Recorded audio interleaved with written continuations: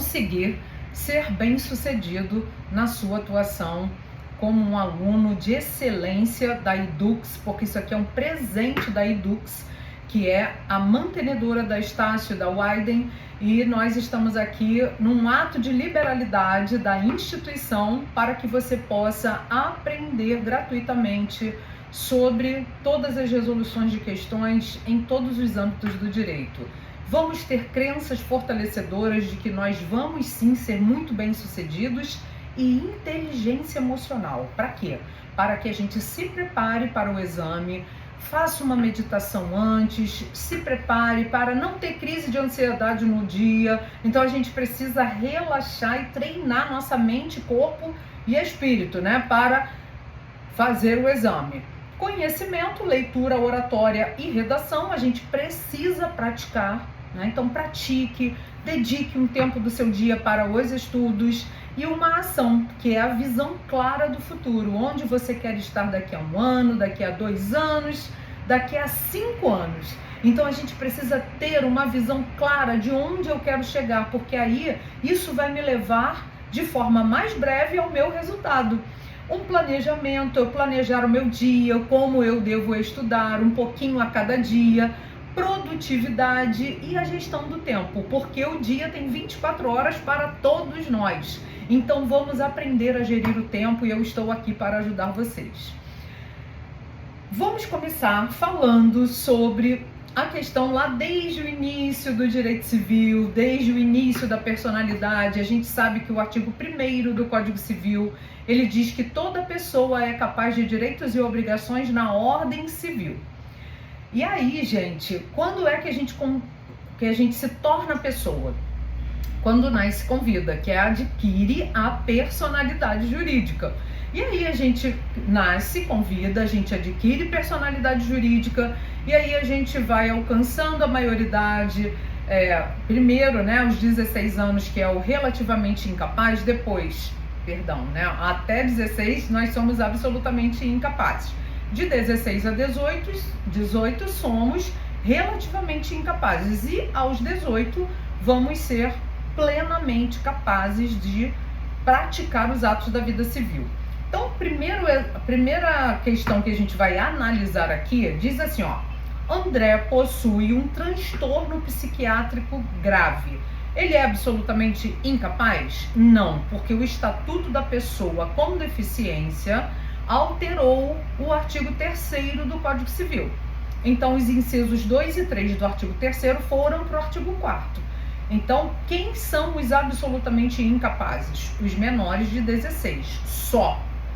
Tá? Então, vamos prestar atenção nisso, tá? Então, o André possui um transtorno psiquiátrico grave, que demanda uso contínuo de medicamentos, graças aos quais ele leva a vida normal.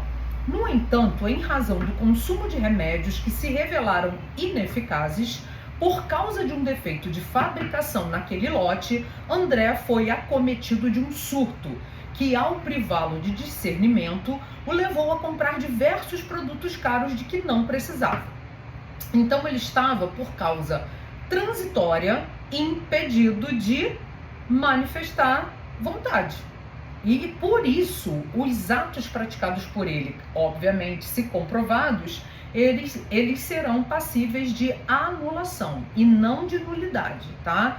Os atos nulos são só aqueles praticados pelos absolutamente incapazes ou aqueles em que o sujeito não é capaz, o objeto não for lícito, a forma não estiver prescrita em lei ou tiver por objetivo fraudar lei imperativa. Nós vamos conversar sobre isso também no decorrer dessa nossa live. Então atentem-se para atos nulos, artigos 3º e 166 do Código Civil.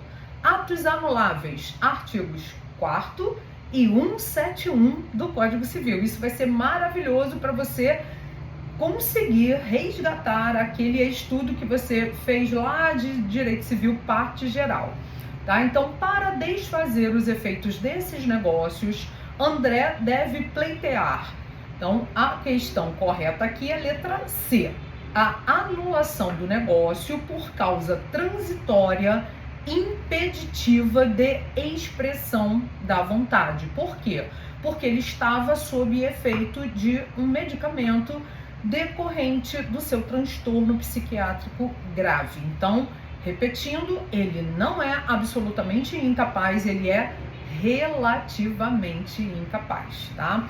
Gente, quem tá assistindo aqui, me marquem no Instagram, porque eu vou fazer um sorteio de um livro muito lindo, que é um livro que eu coordeno, que é Temas Contemporâneos para TCC, que eu publico os TCCs dos meus alunos. Esse livro é lindo, eu sou, além de coordenadora, eu sou autora também, eu escrevo sobre regularização de imóveis nesse volume, e eu vou sortear um exemplar desse volume para quem me marcar lá no Instagram, dizendo que está assistindo aqui ao Foco OAB, tá? Então, ao final, eu vou fazer o sorteio aqui para vocês, tá? Então, meu Instagram é esse aqui. Então, vamos para a próxima questão. Aqui eu falo do gabarito, né? Quem quiser receber todo esse material também, eu vou colocar lá no Instagram, e você fala assim, eu quero receber, né? Então, fala lá que quer receber o material que eu vou mandar para você, vou botar no Google Drive e envio para vocês, tá? Então, aqui os comentários do gabarito, que isso é muito legal também, para que você possa estudar, tá? Vamos lá, próxima questão. Os tutores de José, tutor por quê? Quando é que um menor de idade precisa de tutela? Quando os pais são falecidos, quando ele é órfão de pai e mãe, ou quando os pais são destituídos do poder familiar.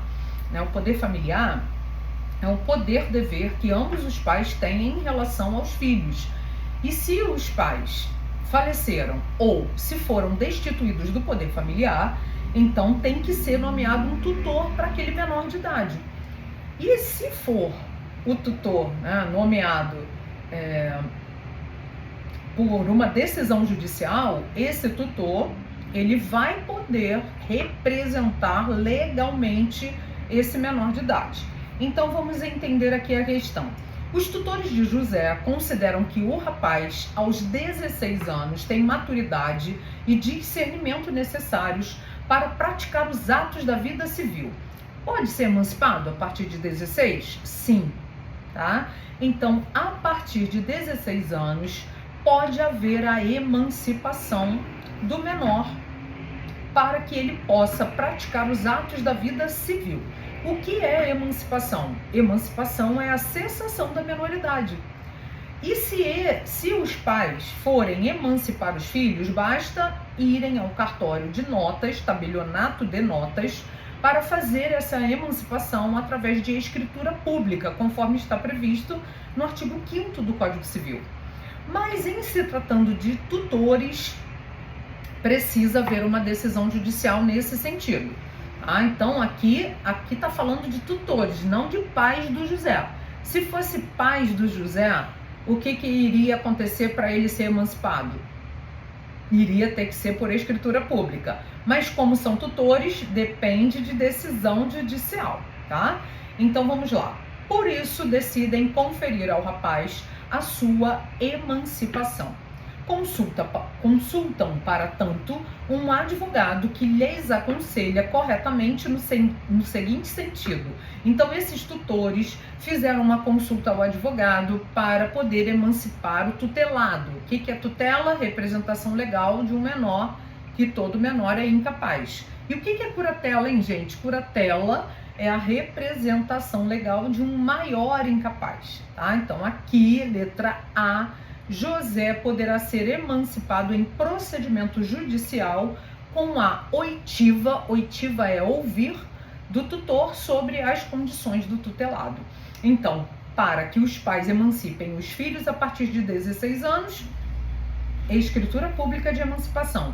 Para os tutores emanciparem o seu tutelado, tem que ser por decisão judicial, ouvindo os tutores a respeito das condições do tutelado. Isso pode acontecer também, né, que tem diversas formas de emancipação, que é a cessação da menoridade, por exemplo, com o casamento, né, o casamento do menor emancipa. Então, se a pessoa se casar entre 16 e 18 os pais precisam autorizar. E automaticamente o casamento sendo celebrado, ele já está emancipado.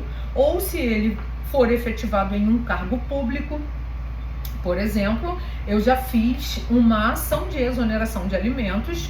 Por quê? Porque o filho do meu cliente, aos 16 anos, ele foi aprovado para a Academia Militar das Agulhas Negras, ou seja, ele já se tornou um funcionário público.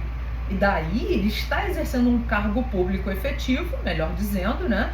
E com isso ele é emancipado. E aí eu consegui fazer a exoneração até com a anuência, com a concordância do filho. Tá? Então, por exemplo, esses atores mirins também, né, que a gente tem um exemplo aí da Mel Maia, da Larissa Manoela, que inclusive está para ser aprovada a lei, né? Lá no meu Instagram eu falo sobre isso. Também tem a Bruna Marquezine. Então elas, como elas adquiriram proventos próprios, enquanto menores de 16, elas não poderiam ser emancipadas. Mas a partir de 16, elas poderiam ter sido emancipadas em razão dessa possibilidade do artigo 5º do Código Civil. Muito bem.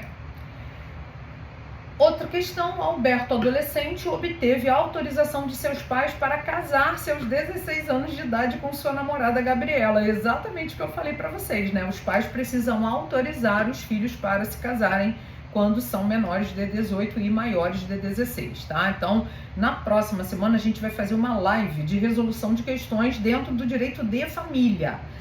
Então eu vou repisar essa disciplina com vocês, mas preste atenção aqui no que eu vou falar. Os pais precisam emancipar os filhos para se casarem? Não.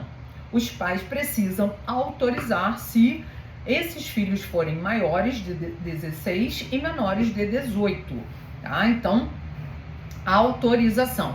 E se houver a negativa de um dos pais, vamos ter que ter suprimento judicial de consentimento, tá? Então tem essas questões que nós vamos revisitar na próxima semana, que dia 16 de abril estaremos juntos novamente aqui às 17h30, tá? Muito bem, eles se casaram, os pais autorizaram, vamos continuar. O casal viveu feliz nos primeiros meses de casamento, mas após certo tempo de convivência, começaram a ter constantes desavenças. Assim, a despeito dos esforços de ambos para que o relacionamento progredisse, os dois se divorciaram um pouco mais de um ano após o casamento. Muito frustrado, Alberto decidiu reunir algumas economias e adquiriu um pacote turístico para viajar pelo mundo e tentar esquecer o ocorrido. Considerando que Alberto tinha 17 anos quando celebrou o contrato com a agência de turismo e que o fez sem qualquer participação de seus pais, o contrato é válido, porque o Alberto é plenamente capaz. Por quê? Porque ao se casar ele foi emancipado, conforme o artigo 5º, inciso 2. E mesmo ele tendo se divorciado um ano após o casamento, e hoje, gente, não tem mais prazo para se divorciar, certo? Então a pessoa, ela pode casar e em uma semana ela pode divorciar, inclusive no extrajudicial, inclusive no divórcio virtual, que é o que eu sou especialista em divórcio inventário. Gente, outra coisa, hoje vai ter uma live, uma aula gratuita no Zoom, às 20 horas, que eu vou falar sobre direito das sucessões. Se vocês quiserem, eu vou falar da responsabilidade civil do espólio do Ivo Pitangui, que vai ser uma aula maravilhosa. Vocês estão convidadíssimos para participarem, tá? Então, é só para advogados, mas vocês, como estão assistindo aqui a live comigo, já estão convidados. Então, a Magna, que está me assessorando aqui, a professora Magna, ela vai disponibilizar para vocês o link de inscrição desta aula que vai ocorrer hoje, dia 9 de abril, às 20 horas, que eu vou falar da responsabilidade civil do espólio do Ivo Pitangui, porque ele foi condenado depois de morto, tá? E quem paga? Quem paga pela condenação dele? O espólio, tá? Então vamos, se quem quiser, já está convidadíssimo, só tem que preencher o link de inscrição para a aula de hoje, às 20 horas. Então aqui o Alberto, ele praticou os atos da vida civil, ele assinou o contrato, esse contrato é válido em razão de ele ter sido emancipado aos 16 anos, ao se casar, tá? Então, mesmo que ele tenha divorciado, não volta ao status quo anterior. Ele está emancipado, tá? Então, vamos revisar isso também. Então, aqui o gabarito, letra A, artigo 5º, parágrafo único, na verdade é o inciso 2, né? Parágrafo único, inciso 2 do Código Civil. Próxima questão é do fim da personalidade jurídica, né? Porque o direito civil é vida, gente.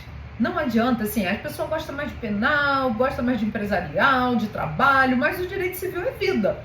Faz parte do nosso cotidiano, né? Então, o que acontece? O início da personalidade jurídica é quando a gente nasce com vida. E o fim da personalidade jurídica ocorre com a morte. E aquela pessoa perde a personalidade jurídica, como eu falei do Ivo Pitangui, e agora a gente tem o quê? É o espólio dele. Então, o que é o espólio? É o conjunto de bens, direitos e obrigações do falecido, que é chamado de decujus, né? Que a gente vai ver na terceira live de resolução de questões, que vai ser só sobre sucessões, tá? Muito bem, então aqui é um caso de que, se a pessoa morreu, tá lá no artigo 7º que a morte, ela põe fim à personalidade jurídica da pessoa. Mas tem casos em que não há corpo, não há cadáver. E, portanto, não vai haver o quê? Uma certidão de óbito. Tem casos de morte presumida, e aí a morte presumida é quando a pessoa está em perigo de vida, e aí vai ter que ajuizar uma ação de justificação de óbito, conforme o artigo 88 da LRP, que é a Lei de Registros Públicos, que é a Lei 6.015 de 73, e aí vai ter que haver uma ação de justificação de óbito para provar que aquela pessoa estava naquele evento lesivo e por isso ela teve a morte presumida. Exemplo, não sei se vocês lembram, já tem um tempo que um voo que saiu do Rio de Janeiro com destino a Paris, foi o voo 447 da Air France, ele caiu no Oceano Atlântico e nem todos os corpos foram encontrados. Daí, o que aconteceu? Quando as buscas foram encerradas e aquelas pessoas, né, com prova de que ela foi... Gente, parou de compartilhar? Tá tudo bem? Agora voltou, professora. Voltou? Caramba! Parou, voltou. Quando a senhora estava falando do voo da Air France. Tá, mas a tela tá aparecendo? Ainda não está compartilhando, professora. A senhora terá que compartilhar novamente. Então tá, peraí. Não sei por que caiu aqui, né? Tava agora tudo... Agora entrou. Entrou? Então tá. Entrou sim. Então tá bom. Então eu estava explicando sobre morte presumida e que a pessoa está em perigo de vida, certo? Daí... Ai, gente, pior... Deixa eu acender a luz aqui, porque tá ficando escuro. Eu não, assim... agora tá melhor, né? Muito bem, então, morte presumida e perigo de vida. A pessoa estava lá naquele evento de Brumadinho, de Mariana, caso de Amarildo, caso de Elisa Samúdio, né, em que a pessoa estava em perigo de vida, aí o parente pode ajuizar essa ação de justificação de óbito. E é diferente de ausência também. O que é ausência? A ausência é quando ocorre o desaparecimento de alguém sem deixar paradeiro. Então, é diferente da morte presumida. Na morte presumida, a pessoa está em perigo de vida, está no voo que caiu, está na plataforma que explodiu. Daí, a ausência, está lá nos artigos 22 a 39 do Código Civil, ela tem um tempo elástico, né, para que a pessoa possa ajuizar a ação de declaração de ausência, mandar expedir os ofícios para procurar aquela pessoa. Então, é uma ação muito demorada. Primeiro vai abrir a sucessão provisória, depois a sucessão definitiva, mas nós vamos falar isso na próxima questão. Aqui, essa questão, ela é nitidamente de morte presumida. Olha só, Cristiano, piloto comercial, está casado com Rebeca. Em um dia de forte neblina, ele não consegue controlar o avião que pilotava e a aeronave com 200 pessoas a bordo desaparece dos radares da torre de controle pouco antes do tempo previsto para sua aterrissagem. Depois de vários dias de busca, apenas 10 passageiros foram resgatados, todos em estado crítico. Findas as buscas, como Cristiano não estava no rol dos sobreviventes e seu corpo não fora encontrado, Rebeca decide procurar um advogado para saber como deverá proceder a partir de agora. Com base no relato apresentado, assinale a afirmativa correta. Então aqui nitidamente é caso de morte presumida, porque ele estava pilotando a aeronave sumiu dos radares, 10 corpos foram encontrados e ele não foi encontrado. Então, letra C, a declaração da morte presumida de Cristiano poderá ser requerida independentemente de prévia decretação de ausência, uma vez que esgotadas as buscas e averiguações por parte das autoridades competentes. Então, basta a Rebeca ajuizar uma ação de justificação de óbito, a sentença com a provável data da morte dele, como aconteceu com aquele submarino, lembram?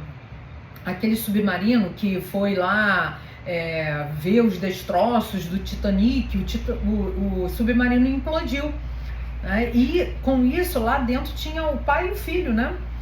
E os corpos não foram encontrados, e aí pai e filho morreram. Quem morreu primeiro? Não sabe, não sabemos dizer quem morreu primeiro. Aí é caso de comoriência, lembram disso? Artigo 8º do Código Civil. Comoriência é morte simultânea de 2 ou mais pessoas quando a gente não consegue precisar quem morreu primeiro. Então, relembrando também o conceito de comoriência. E qual é a consequência da comoriência? Não vai haver direito sucessório entre os comorientes. Deixa isso para outro momento, né, gente? Mas só para refrescar a memória de vocês a respeito de comoriência. Então, presta atenção. Vai ter certidão de óbito para o Cristiano aqui? Não. O que teremos é uma sentença de morte presumida. E essa sentença, conforme está previsto lá no artigo 9º, inciso 4 do Código Civil, ela vai ser levada a registro. Onde? No RCPN. RCPN, Registro Civil de Pessoas Naturais. O que nós fazemos no RCPN? Registros de nascimentos, de casamentos, de óbitos, agora também de união estável e das sentenças de morte presumida e de declaração de ausência. Então, artigo 9º, inciso 4. Essa sentença, ela vai se assemelhar a quê? A certidão de óbito, tá? Então, ela, viúva, vai poder, por exemplo, averbar a certidão de casamento dela com essa sentença que vai ser levada a registro, porque a partir do registro daquela sentença de morte presumida, ela se torna viúva, tá? E aí ela pode se casar novamente. Olha só agora essa questão que é uma exceção à regra, tá? É o artigo 38 do Código Civil. Gumercindo, 77 anos de idade, vinha sofrendo os efeitos do mal de Alzheimer, que, embora não atingissem a sua saúde física, perturbavam sua memória. Durante uma distração de seu enfermeiro, conseguiu evadir-se da casa em que residia. A despeito dos esforços de seus familiares, ele nunca foi encontrado e já passaram 9 anos do seu desaparecimento. Agora, seus parentes lidam com as dificuldades relativas à administração e disposição do seu patrimônio. Assinale a opção que indica o que os parentes devem fazer para receberem a propriedade dos bens de Gumercindo. Então aqui é um clássico caso de ausência. E ele desapareceu, ele não estava na plataforma que explodiu, ele não estava no voo que caiu. Então, o Código Civil, no artigo 38, vai dizer que se a pessoa, ela hoje conta, hoje seria o aniversário dela de 80 anos, né? Hoje ela teria 80 anos e de 5 anos datam as últimas notícias dessa pessoa, o que pode ser requerido a abertura da sucessão definitiva. Não vamos pedir uma ação de declaração de ausência para que a abertura da sucessão provisória ocorra. Tem que ser a abertura da sucessão, pode ser, né? A abertura da sucessão definitiva. Então, letra C, eles devem requerer a sucessão definitiva do ausente, pois ele já teria mais de 80 anos de idade e as últimas notícias dele datam de mais de 5 anos. Então, é uma exceção à regra, tá? Porque tem um tempo elástico para ser declarada a ausência de alguém. Então, ele tem que desaparecer depois de 1 ano, aí vai fazer a arrecadação dos bens, vai mover a ação de declaração de ausência, vai fazer a abertura, da sucessão provisória, depois de 10 anos faz a abertura da sucessão definitiva. Vamos relembrar esses conceitos também. Quem chegou agora depois, né, da aula ter iniciado, seja muito bem-vindo, tá? Todos sejam muito bem-vindos e me sigam lá no Instagram, e se vocês quiserem receber esse material, digita lá eu quero, que eu vou compartilhar com vocês e vou sortear um livro, hein? Vou sortear um livro para quem me marcar que está assistindo a live. Muito bem, gabarito letra C, a gente já falou, vamos adiante. Perpétua e Joaquim resolveram mover ação de indenização por danos morais contra um jornal de grande circulação. Eles argumentam que o jornal, ao noticiar que o filho dos autores da ação fora morto em confronto com policiais militares em 21 de janeiro de 2015, publicou o nome completo do menor e sua foto sem a tarja preta nos olhos, o que caracteriza afronta aos artigos 17, 18, 143 e 247 do Estatuto da Criança e do Adolescente. Esses artigos do ECA proíbem a divulgação da imagem e da identidade do menor envolvido em ato infracional. Então, gente, vamos lá. Menor de idade não comete crime, comete ato infracional análogo ao crime. E o menor de 12 anos, ele nem isso comete, tá? Porque ele não está sujeito à medida de segurança. Então, vamos lá. A partir de 12 até os 17 anos, 11 meses e 29 dias, ele é menor de idade, ele é adolescente em conflito com a lei, melhor dizendo, né? Termo politicamente correto. Ele é adolescente em conflito com a lei. E aí, ele não vai ser a ele imputada nenhuma pena, porque ele é inimputável. Ele vai ser submetido a uma medida de segurança, que o máximo são 3 anos de internação, né? Daí, mas assim, o jornal poderia ter feito isso? Não, não poderia, tá? Por quê? Porque aqui é caso clássico também de abuso do direito, do artigo 187 do Código Civil. O que diz? O que é um ato ilícito civil, pessoal? Vamos relembrar isso?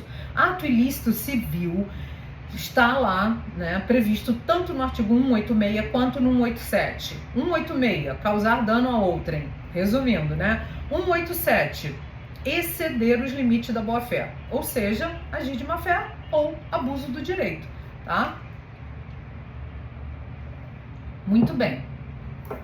Daí, quando a pessoa ela age de má fé, ela pode responder por um dano moral, né? E aqui cometeu um ato ilícito civil porque causou um dano moral, tá? Então o jornal agiu com abuso no direito de informar e deve indenizar pelos danos causados. Qual é o artigo mesmo, hein, da responsabilidade civil? 927.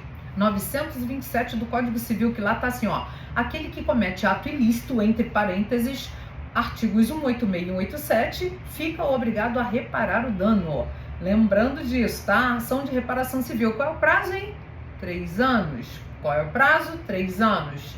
Prazo para reparação civil pela terceira vez, 3 anos. Para vocês não esquecerem, tá? Então fica aí essa informação que vocês vão precisar transformar em conhecimento, que todas as mentes se abram, né? Para que hoje tudo que eu estiver falando aqui se transforme em conhecimento para vocês, tá? Então, gabarito letra A. Muito bem. A cidade de Asa Branca foi atingida por uma tempestade de grandes proporções. As ruas ficaram alagadas e a população sofreu uma inundação de suas casas e seus locais de trabalho. Antônio, que tinha uma pequena barcaça, aproveitou a ocasião para realizar o transporte dos moradores pelo triplo do preço que normalmente seria cobrado. Olha a lesão aí, hein? Olha a lesão aí, pessoal. Presta atenção nisso. Quando a pessoa cobra uma prestação excessivamente onerosa, ela está cometendo uma lesão. Aqui é um dos defeitos do negócio jurídico. Quais são os defeitos? São 6. Erro, dolo, coação, estado de perigo, lesão, fraude contra credores, tá? E quando ocorre um defeito do negócio jurídico, ele pode ser anulado. Qual é o prazo de decadência? E não é prescrição. Prazo de decadência de 4 anos, conforme o artigo 178 do Código Civil. Então, olha só, ele aproveitou a tempestade para cobrar um preço excessivamente oneroso.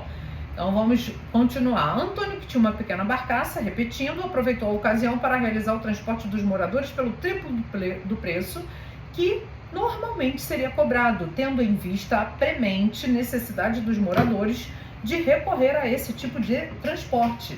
Nesse caso, em relação ao citado negócio jurídico, ocorreu, letra C, lesão. Então, o que é a lesão? É cobrar um preço excessivamente oneroso, assim como, por exemplo, o advogado no seu contrato de honorários advocatícios, ele não pode cobrar mais de 30%, tá?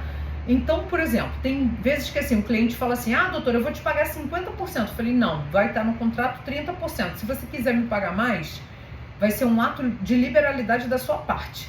Mas o que está no contrato é o que a lei me permite. Gente, presta atenção, eu sou advogada há 30 anos, eu sou professora há 28 anos. Da Estácio, eu sou professora há 25 anos, tá? Então, eu tenho um nome a zelar, eu tenho princípios a observar. Então, o que eu chamo a atenção hoje de vocês, vamos ter princípios, vamos ser honestos e éticos. Por quê? Porque ninguém sobrevive muito tempo sendo desonesto, né? Há controvérsias, né? Mas a gente vai primar pela excelência, pelo comprometimento, pela honestidade, probidade, lealdade, boa-fé, princípios. Então aqui é lesão, porque cobrou uma prestação excessivamente onerosa. Qual a diferença da lesão para o estado de perigo? Vamos ver agora, tá? Porque também o estado de perigo é quando ocorre uma prestação excessivamente onerosa, mas a vida está em risco. E é exatamente esse caso aqui, que essa questão aqui é uma questão, uma das mais fáceis da história dos exames da OAB. É essa aqui, né? E a FGV gosta bastante de defeitos dos negócios jurídicos.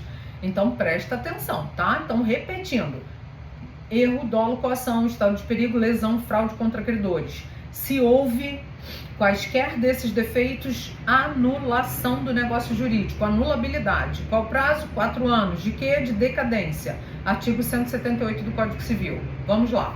Durante uma viagem aérea, Eliseu foi acometido de um mal súbito que demandava atendimento imediato. O piloto dirigiu o avião para o aeroporto mais próximo, mas a aterrissagem não ocorreria a tempo de salvar Eliseu. Um passageiro ofereceu seus conhecimentos médicos para atender Eliseu, mas demandou pagamento bastante superior ao valor de mercado, sob a alegação de que se encontrava de férias. Os termos do passageiro foram prontamente aceitos por Eliseu. Claro, né? Ele estava em perigo de vida, ele quer se salvar daquele perigo, né? Mas ele acabou aceitando um valor excessivamente oneroso. Aí aqui a gente vê o estado de perigo. Recuperado do mal que o atingiu, para evitar a cobrança dos valores avançados, Eliseu pode pretender a anulação do acordo firmado com outro passageiro, alegando o quê? Estado de perigo, porque aqui houve uma cobrança de uma prestação excessivamente onerosa, porque a vida dele estava em perigo. Aí você me pergunta, professora, mas espera aí, o atendimento foi feito, ele prestou o serviço dele. Sim, ele prestou. E nesta ação de anulação de negócio jurídico é só para anular a questão do valor, porque o serviço foi prestado. Mas o que a gente quer aqui? Equiparar os valores, que não seja tão excessivo a ponto de se tornar oneroso demais para o paciente, mas também o médico prestou o serviço, então ele tem que ser remunerado, mas não no valor de forma excessiva, mas um valor justo e equilibrado para que ambos saiam satisfeitos, tá? Então eu faço um comentário aqui, que é uma das questões mais fáceis dos últimos tempos de direito civil, tá? Então a FGV gosta, né, de questões que envolvem os defeitos do negócio jurídico, por isso que eu estou chamando a atenção de vocês aqui, tá? Então, artigo 156, repetindo, quem quiser receber o material, vai lá no meu Instagram, pede que eu vou mandar pelo Google Drive para vocês. Valdo é titular de vultoso patrimônio e amigo de infância de Tadeu, que passa por sérias dificuldades econômicas. Frente às adversidades vividas pelo amigo, Valdo entrega as chaves de um imóvel de sua propriedade para Tadeu e diz a ele: a partir de agora essa casa é de sua propriedade. Então ele entregou as chaves e falou: toma aqui, a casa é sua. Mas a doação não é assim que se faz. A doação é através de quê? De escritura pública. Quando é que eu posso fazer a doação ou a compra e venda de um imóvel por escritura particular? Quando o imóvel não exceder 30 vezes o salário mínimo, que está lá no artigo 108 do Código Civil, tá? Então, a regra é que, se se tratar de um imóvel que vale mais do que 30 vezes o valor do salário mínimo, qual é a forma que eu tenho que obedecer? Escritura pública. Escritura pública.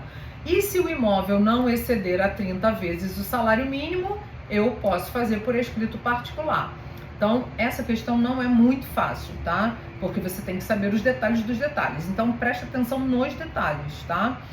O que a gente está fazendo aqui é chamando a sua atenção, né, com comprometimento da Edux, e eu falo para vocês, a Edux, todo o corpo docente e coordenação da Edux, que engloba Estácio e Wyden, estamos comprometidos 100% com os nossos 50%.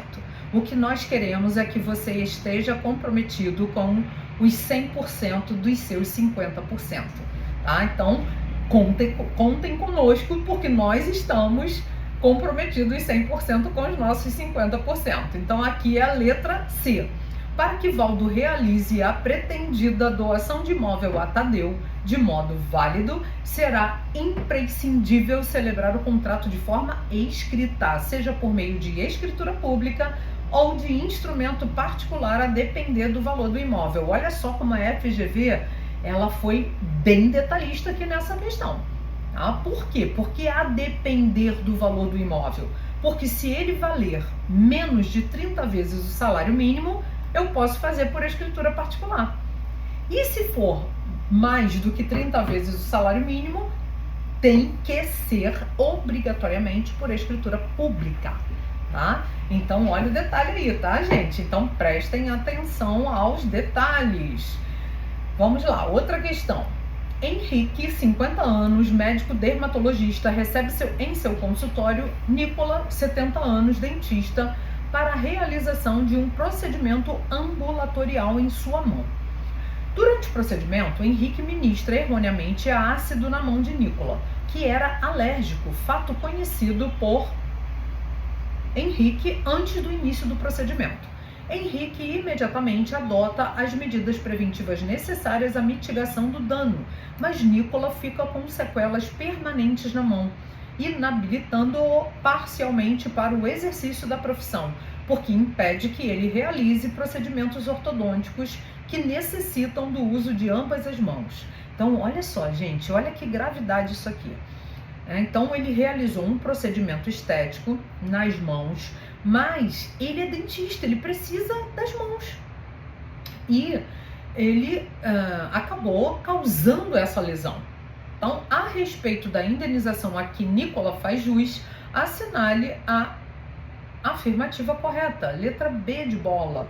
Deve abranger as despesas do tratamento, dano material, né, que ele vai ter que se tratar, os lucros cessantes. Por que lucros cessantes? Vamos relembrar o que é lucro cessante? É aquilo que ele vai deixar de ganhar. Por quê? Porque ele é dentista, ele precisa trabalhar com as mãos. Então, o que ele vai deixar de receber, isso é lucro cessante. Até o fim da convalescença, até ele se restabelecer. E a pensão correspondente à importância do trabalho para que se inabilitou ou da depreciação que ele sofreu. Então, olha aí a responsabilidade desse médico dermatologista que aplicou, realizou esse procedimento ambulatorial e que causou essa lesão. Tá? Então, aí, dano material, dano moral, lucro cessante e ainda alimentos indenizatórios. Presta atenção nisso, tá? Alimentos indenizatórios que são aqueles decorrentes de responsabilidade civil. Antônio é proprietário de um imóvel que não tem acesso à via pública. De um lado, Antônio tem Ricardo como vizinho, cuja propriedade alcança a via pública. Do outro lado, Antônio tem Luísa como vizinha, cuja propriedade também alcança a via pública. Então aqui é caso de servidão e passagem forçada. Lembram de servidão e passagem forçada? Então passagem forçada é aquele clássico exemplo de famílias que constrói todo mundo a casa no mesmo terreno. E aí, se você quiser desmembrar isso, vai ter que construir um corredor, porque o que mora lá atrás ele não tem acesso à via pública. Então vai ter que fazer uma passagem forçada. E o que é servidão? Quando a pessoa não tem acesso à via pública e aí ela tem que passar no terreno do outro. Tá? Então, perdão, servidão é quando ele tem acesso à via pública, mas ele quer encurtar o caminho. Aí ele vai, por exemplo, tem a casa lá na Lúcio Costa, eu moro na rua de trás, eu tenho acesso à via pública? Tenho, mas eu quero ter acesso mais rápido a Lúcio Costa, que é uma avenida aqui beira-mar, né? Então eu vou pedir para o meu vizinho fazer uma servidão, que é diferente de passagem forçada, tá? Então, relembrando esses conceitos, servidão é direito real, tá? Tá lá no 1225, passagem forçada é direito de vizinhança. Então aqui, ó, todavia no caso do imóvel de Luísa, o caminho até a via pública é menos natural e mais difícil. Ricardo e Luísa recusaram-se a oferecer voluntariamente a passagem. Diante disso, Antônio pode exigir, letra D de dado, que Ricardo lhe dê a passagem mediante pagamento de indenização cabal, ou seja, ele vai construir um corredor para ele ter acesso à via pública, porque ele não tem, tá? Então, Ricardo vai ter que dar passagem a ele, porque o prédio dele está encravado, assim a gente fala. O que é prédio em direito civil? Imóvel. O que é o prédio encravado? Aquele que não tem acesso à via pública, tá? Então, relembrando aí conceitos de servidão e de passagem forçada. Joana, conhecida durante toda a sua vida em sua cidade natal pelo prenome Giovana, começa a enfrentar uma série de embaraços e constrangimentos ao ser chamada em órgãos públicos por seu prenome registral, constante de seus documentos de identificação civil. Diante disso, Joana, de 19 anos, consulta você como advogado, buscando descobrir a viabilidade jurídica de alterar o seu prenome e os eventuais requisitos jurídicos que deveriam ser observados caso seja possível a mudança. É possível a mudança? Sim, é possível. A lei de registros públicos, ela mudou, tá, gente? Ela mudou pela lei 14.382 de 2022. Então não tem nem 3 anos que a lei mudou. Então olha só que interessante, a gente vai poder orientar o nosso cliente. Você mesmo quer mudar o seu prenome? O que é prenome? É o primeiro nome. O que é sobrenome? O nome do seu pai e da sua mãe. E o que é agnome? É aquele que identifica a geração. Por exemplo, Júnior, filho, neto, isso é agnome. Tá? Então, meu nome é Ana Cristina. Eu posso mudar para ficar só Ana? Posso. Posso mudar só ficar Cristina? Posso. Posso mudar para Maria Luísa? Posso. Tá? Então, não tem mais tempo. Eu posso mudar a qualquer momento o meu prenome. Isso é um procedimento extrajudicial, obviamente que eu tenho que providenciar todas as maneiras, né? Tá lá no artigo 55 e 56 da LRP, que é a Lei de Registros Públicos. E eu posso sim alterar o meu prenome, mesmo não tendo motivo justificado, só porque eu não gosto mesmo, eu posso mudar, tá? Mas é óbvio, gente, que não podemos pensar assim, eu posso mudar meu nome de qualquer forma, é só ir lá e mudar? Não, eu tenho que levar as certidões negativas, tá? Porque pode ser que eu queira fugir da justiça, fugir da polícia, então eu tenho que provar que eu não estou respondendo nada, e aí sim eu vou poder trocar o meu prenome.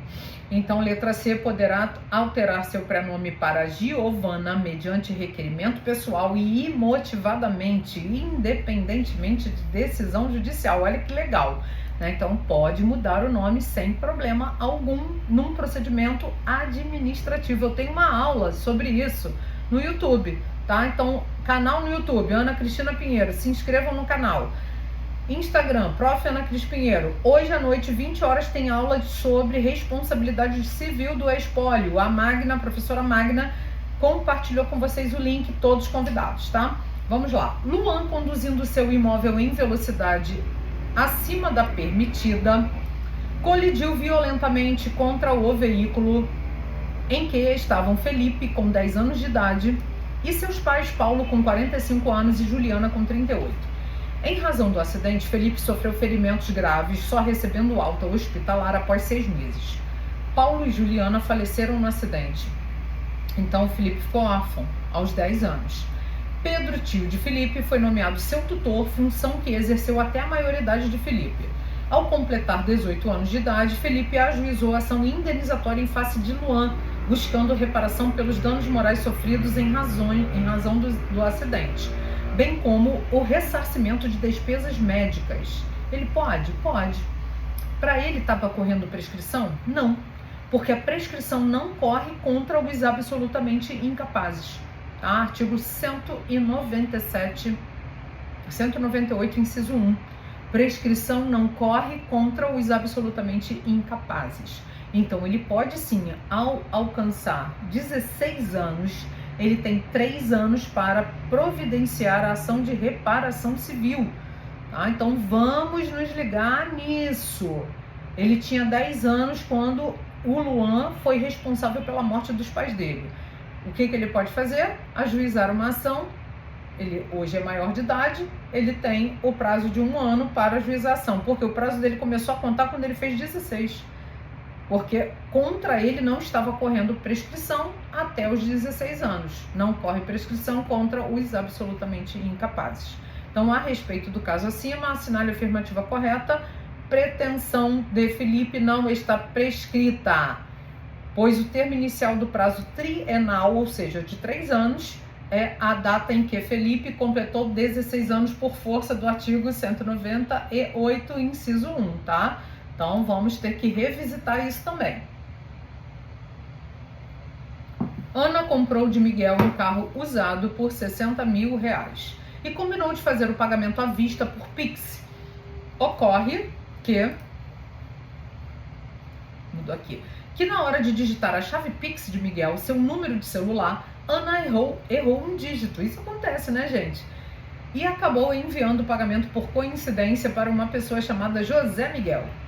Ao receber o comprovante, Miguel alertou a compradora para o equívoco. Ana, então, entrou imediatamente em contato com José Miguel por telefone, pedindo a restituição do valor. José Miguel, todavia, esquivou-se de fazê-lo, o que levou Ana a procurar você como advogado para orientá-la sobre o problema. Sobre a orientação dada, assinale a afirmativa correta.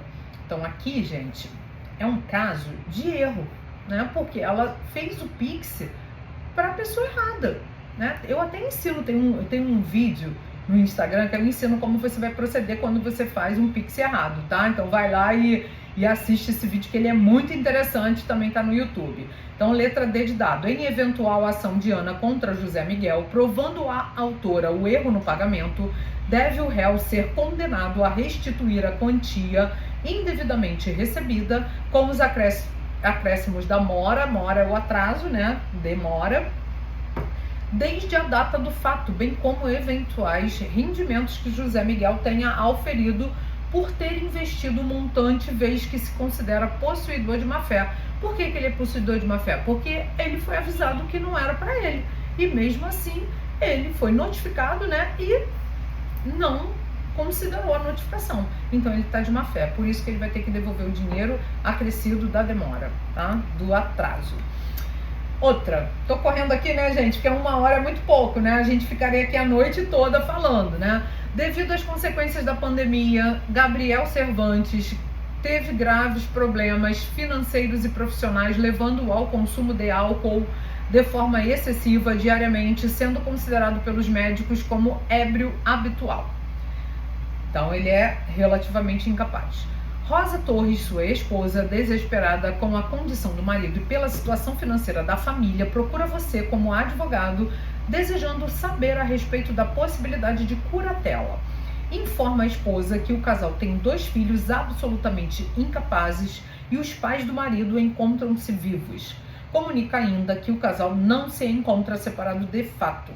Sobre a hipótese, segundo o sistema jurídico brasileiro, assinale a afirmativa correta. Em eventual curatela, os pais terão prioridade no exercício em relação à esposa, que só poderá ser designada curadora na desistência dos pais. Então isso aí é curatela do artigo 1783 do Código Civil. É meio estranho isso aqui, né? Mas os pais têm prevalência sobre a esposa ao representar o filho, que se porventura precisar ser curatelado, os pais têm preferência sobre a esposa. Antônio, locatário de um imóvel residencial, verificou uma enorme infiltração atrás dos armários da cozinha. Com a finalidade de evitar maior deterioração do imóvel, Antônio realizou a obra a fim de reparar o dano e conservar o bem. Aproveitando a presença do empreiteiro em sua casa, reformou todos os armários dos quartos para incluir portas de espelho e puxadores em cobre, com o único objetivo de deixá-los mais sofisticados. Aqui é benfeitoria voluptuária, né?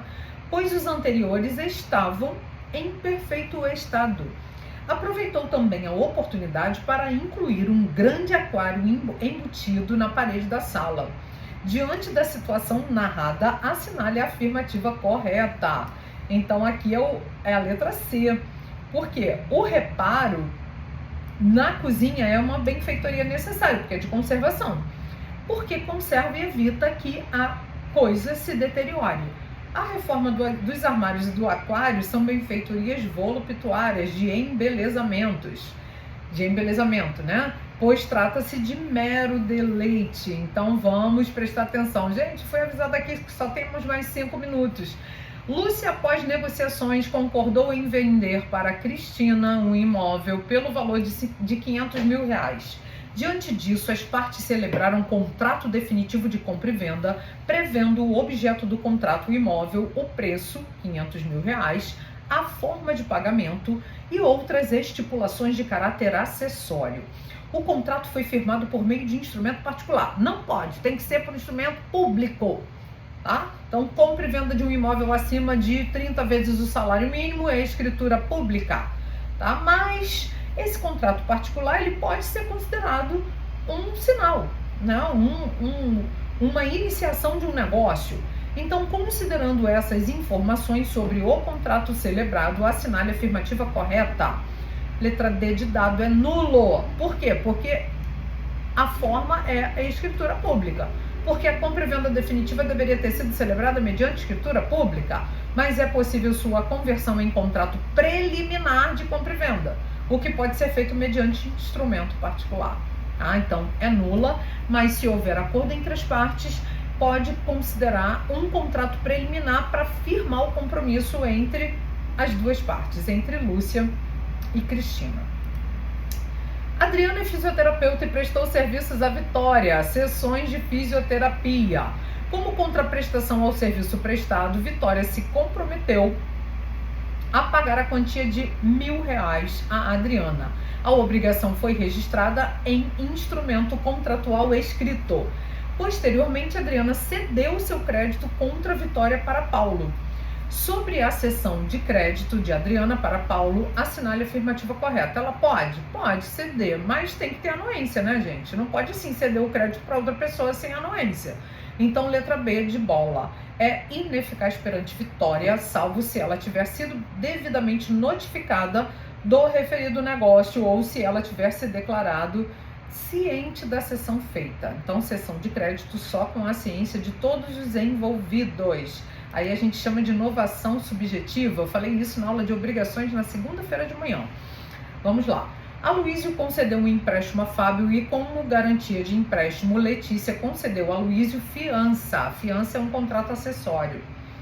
Renunciando ao benefício de ordem. Olha aí, renunciar ao benefício de ordem é um horror, né? Por quê? Porque se eu, como fiadora, renuncio o benefício de ordem, o credor vai direto em mim.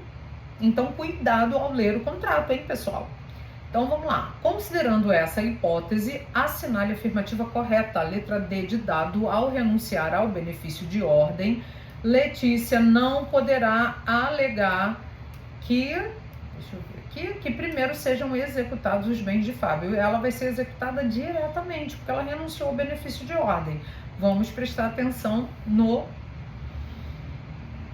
no que você está assinando no contrato, tá? João é proprietário de um terreno e, por meio de escritura pública devidamente registrada no registro de imóveis, concedeu a Paula o direito real de superfície sobre esse imóvel. O que é direito de superfície? Direito de plantar ou construir em terreno alheio. Mas aí não vai ter o pagamento do aluguel, ele vai ter o pagamento do cânon superficiário. A gente estuda isso em direitos reais. Vamos lá. Podendo Paula nele plantar pelo período de 5 anos. Decorridos 2 anos da celebração do contrato, João decidiu vender o terreno a Fábio. Antes de ultimada a venda, Paula foi informada da intenção de venda e ofereceu a João as mesmas condições para que ela própria adquirisse o terreno. Diante dessa situação, considerando a disciplina prevista no Código Civil, assinale a alternativa correta. Letra D de dado. João é obrigado a respeitar o direito de preferência de Paula em igualdade de condições na aquisição do imóvel caso decida vender o terreno. Isso é a mesma coisa do contrato de locação, né? O locatário não tem direito de prelação, de preferência? Então o superficiário também tem, tá? Direito de preferência. Então ele não pode vender sem oferecer para ela primeiro o direito de preferência, tá? É que tem tantos detalhes que eu gostaria de comentar com vocês aqui, só que 1 hora é muito pouco, né, gente? Eu corri pra caramba, mas eu acho que deu pra gente revisitar esses conceitos e a aula foi muito produtiva. E o recado que eu deixo para vocês aqui, nós vamos nos encontrar na próxima semana, se Deus quiser, na quarta-feira que vem, às 17h30, e eu vou colocar para vocês aqui isso novamente, né? Revisar o material, o poder das palavras, fazer um cronograma. A gente vai falar sobre isso também na semana que vem. Se acostume com o critério da FGV. Não se cobre tanto, diminua a ansiedade. São 3 exames por ano. O próximo vai ser no dia 27 de abril, no dia do meu aniversário. Vai ser o exame 43, né? Que vai ser a primeira fase da UAB. Somos do tamanho dos nossos sonhos.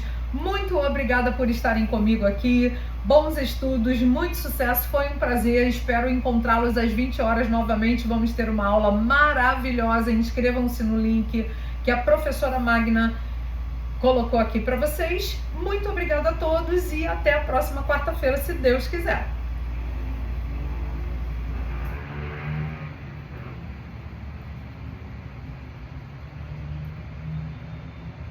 Tudo bem aí, professora Magna? Tudo bem, professora. Encerramos. Eu coloquei o Instagram da senhora aqui, que às vezes gosta de copiar e colar, né? Aí já acha. E coloquei também o link de inscrição da aula de hoje. Eu deixei fixado lá em cima. Mas só nos últimos 15 minutos finais que eu coloquei o formulário fixado no topo.